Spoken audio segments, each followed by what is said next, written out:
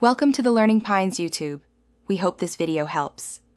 In this video, I will explain AWS Configure in VS Code. First, let's set the stage for efficient cloud development. We'll cover the essential AWS Configure command, which is your gateway to interacting with AWS services. Then, we'll walk through preparing your Visual Studio Code environment, ensuring you have the necessary AWS command line interface and extensions installed. This integration streamlines your workflow, offering a powerful and unified experience for managing your AWS resources right from your editor. Now, let's dive into the core of basic configuration. When you run AWS Configure in your terminal, you'll be prompted for 4 crucial pieces of information.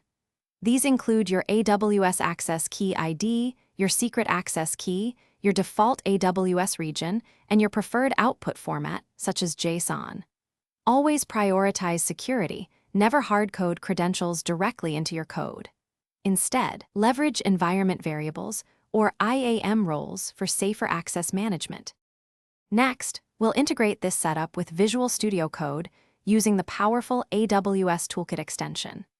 This toolkit intelligently picks up your existing AWS CLI configurations, meaning you don't need to re-enter credentials.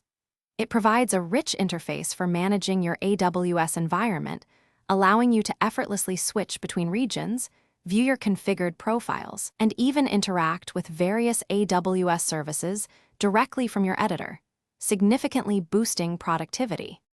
Finally, let's explore advanced configuration with named profiles. These are incredibly useful for managing access to multiple AWS accounts or different roles within a single account. You can easily define distinct profiles in your configuration files and then specify which one to use with the profile flag in your CLI commands or through the AWS Toolkits interface.